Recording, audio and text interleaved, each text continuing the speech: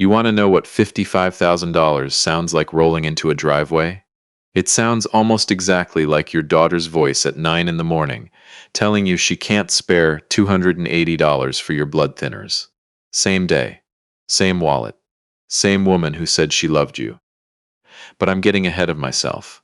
Let me back up, because you need to understand who I was before that Wednesday in October. Because the man who answered the phone that morning is not the man sitting here now.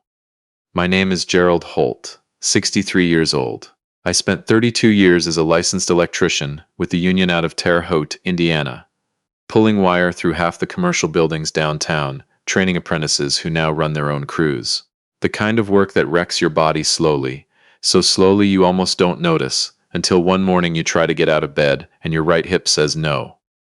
Bone on bone, my orthopedic surgeon told me at St. Vincent's. Said it like I'd been grinding gravel under that joint for a decade, and simply forgot to mention it. The surgery went fine. Total hip replacement, 3 hours, recovery going exactly the way they told me it would. Slow, uncomfortable, but manageable. I came home to a hospital bed Rita had set up in the downstairs den because the stairs weren't an option yet.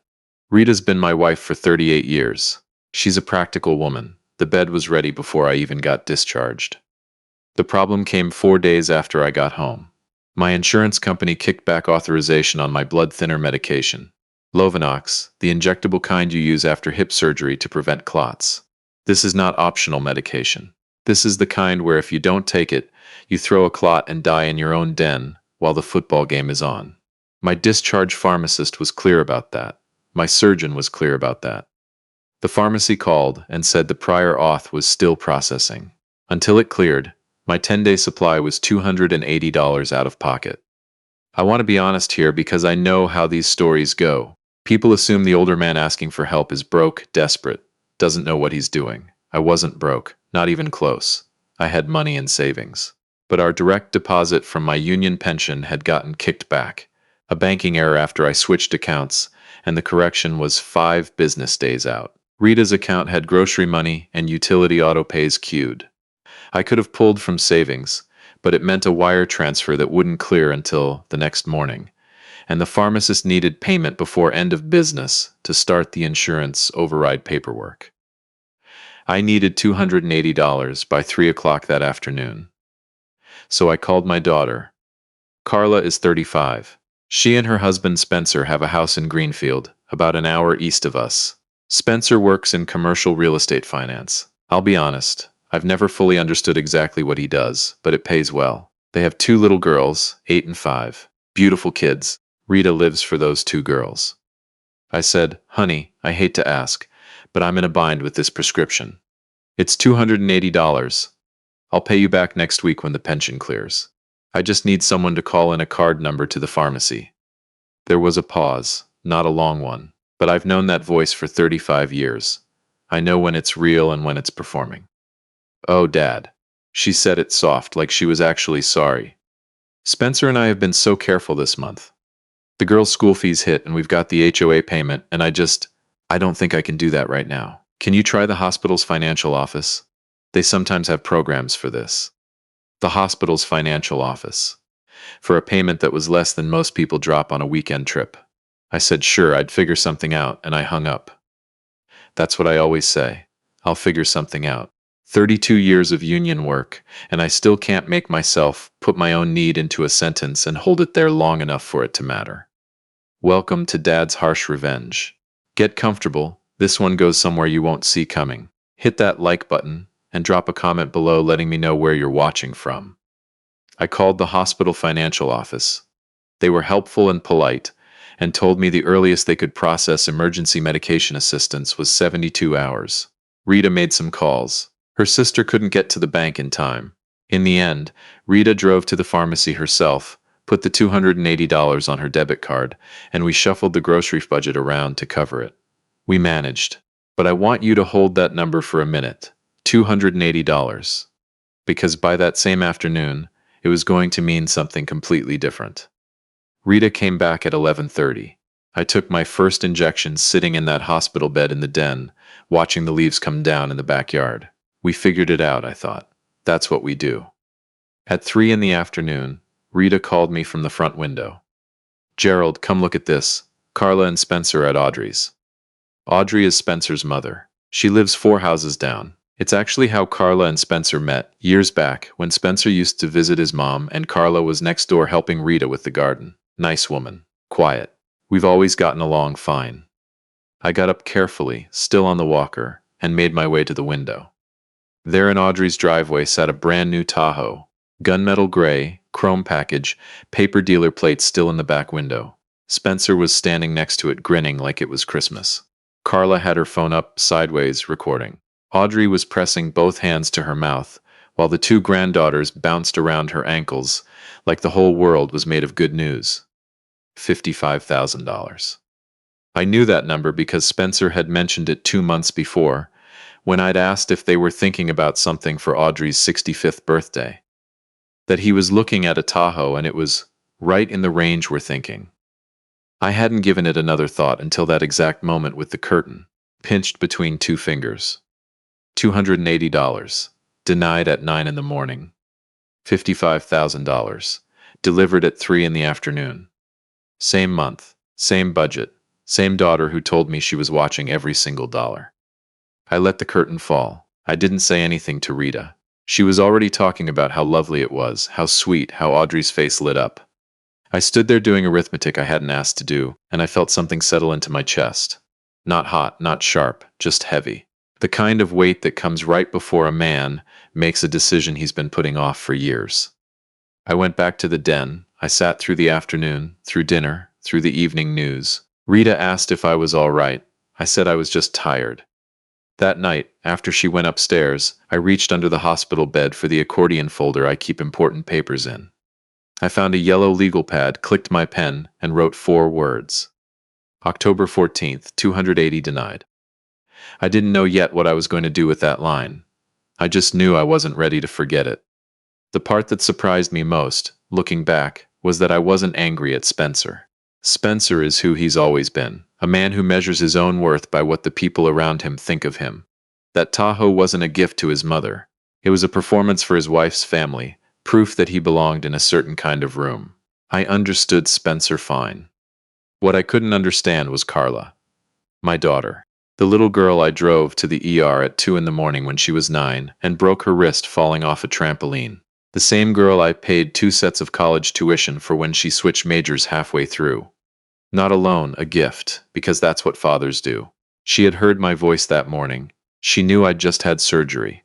She knew exactly what I was asking for and what it meant. And she said no. And then she spent $55,000 before the sun went down.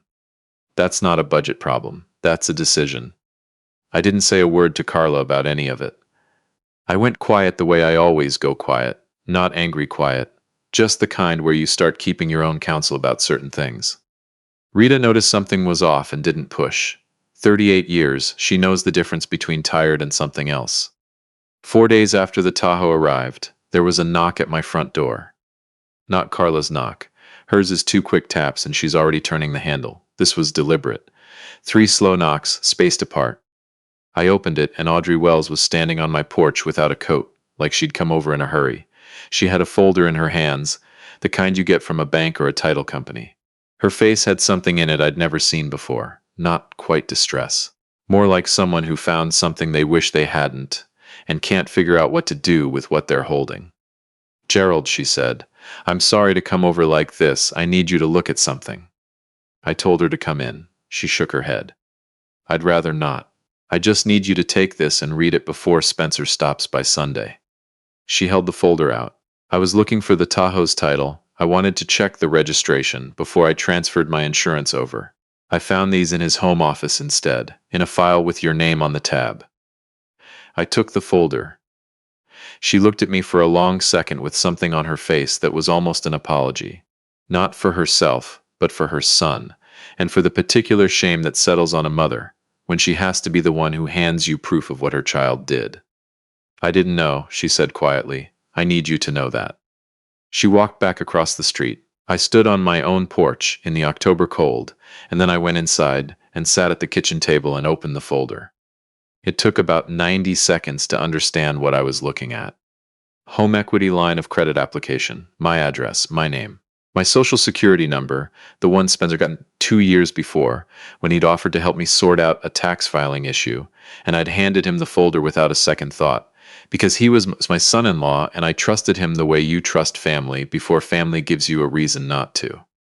Page 3, cosigner acknowledgement, a signature. My signature, except I never signed it. I've written my name 10,000 times. Gerald R. Holt. I know exactly how the G loops, how the H sits, how I drag the final L. This was close enough that a processor scanning 30 applications in an afternoon probably wouldn't catch it. I caught it in 4 seconds. Spencer had used this house, the one Rita and I have paid on for 26 years, as collateral to open a credit line. The balance sheet in the folder made it clear enough where the money had gone. I sat at that table a long time. Rita found me there an hour later. I set the papers in front of her without saying anything first and watched her read. By the time she got to the signature page, her hand was flat against her mouth. Gerald. She couldn't finish it. I know, I said. I know. She looked up, eyes wet, and I knew what was coming before she said it.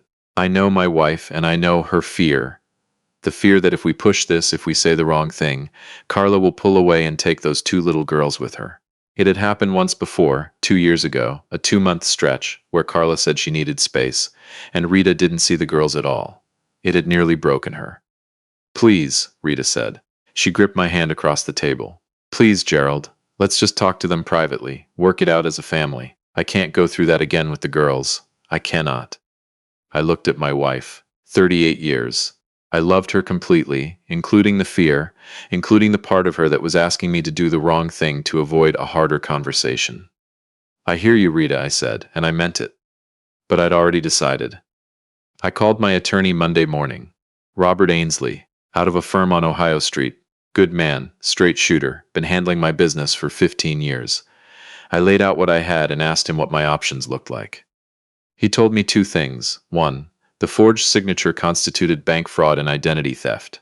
I had a strong case, both criminal and civil. 2, if I wanted to restructure my estate to protect my assets going forward, now was exactly the right time to do it. I did both. The following Sunday we had family dinner. Rita made pot roast. The girls ran around the backyard. Spencer talked about his quarterly numbers the way he always does, performing for a room that's half listening. Carla helped set the table and asked how the hip was feeling, and I said it was coming along. Everything looked normal. Everything felt like theater. After the girls went to watch something in the living room, and Rita started clearing plates, I asked everyone to stay seated for a minute. I reached under my chair and brought out the folder Audrey had left on my porch. I set it in the center of the table. Spencer looked at it. His face didn't move right away, but something in his eyes shifted the way ice shifts right before it cracks. About 3 weeks ago, I said, I set up an irrevocable trust. It's been fully funded and executed as of last Tuesday. Carla, you are not listed as a beneficiary. Spencer, you are not listed as anything at all. The structure will remain unless dissolved by court order, which my attorney has told me is not a realistic path.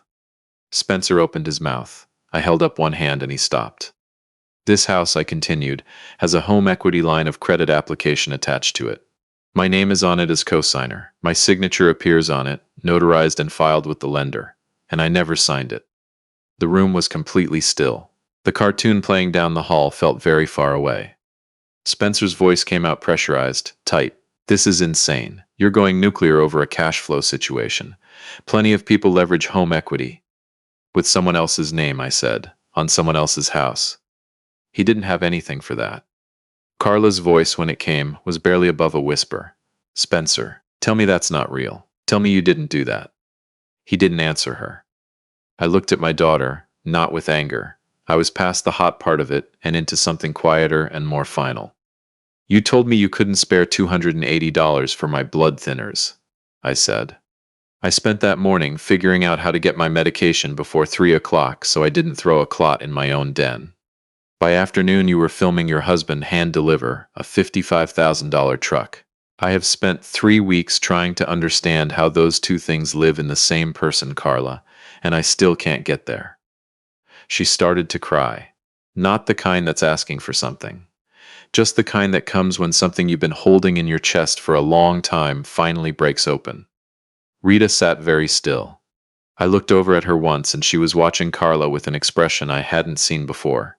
Not the fear I'd expected, but something older and sadder and harder. The look of a woman who has been protecting someone for so long she's only just now counting the cost of it. She didn't ask me to stop. She just sat there and let it happen. Spencer left without finishing dinner. His car started in the driveway, and that was that. Carla sat at my kitchen table for another hour, not asking for anything, just sitting the way you sit somewhere when you don't know where else to go. The bank's fraud review was completed 6 weeks later. The home equity line was voided. The financing on the Tahoe got recalled once the fraud flag attached to the original application. Audrey, and I want to be clear about this because she's a good woman who did the right thing when she didn't have to. Audrey had already submitted a notarized rejection of the vehicle title the week after she came to my door. She refused to accept a gift she knew had been purchased dishonestly. She put that in writing before I'd even called my attorney. Spencer accepted a plea, restitution, 3 years probation. Carla filed for divorce the following spring. The girls are with her at a rental in Greenfield. Rita drives out every other Saturday. I take her because Carla and I are still finding our way back to something I don't quite have a name for yet. Not forgiveness exactly, not distance either, something in between that takes time to become whatever it's going to be. 6 months out, I'm in the backyard most mornings now that the hip is cooperating. I've been rebuilding the deck that's needed work for 3 years, cutting boards on weekend mornings while the neighborhood slowly wakes up around me. Rita brings coffee out around 8. Sometimes she sits. Sometimes she just sets the mug on the rail and goes back inside. She told me last week that Carla asked her whether she thought I'd ever really forgive her.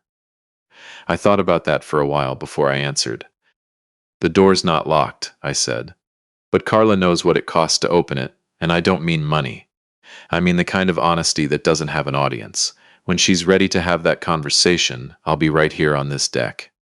The trust funds medication cost assistance for post-surgical patients at St. Vincent's and Union Hospital who fall into the insurance authorization gap. $280 at a time, mostly. That number still feels right. I didn't build any of this to punish my daughter. I built it because I finally understood something I should have understood 30 years ago. A man who never holds his ground doesn't give his family something solid to stand on. He just gives them somewhere comfortable to stand over him. I set down the saw. The morning light is coming in low over the back fence. The coffee's still warm. And for the first time in longer than I can say, I feel exactly like the man I always meant to be.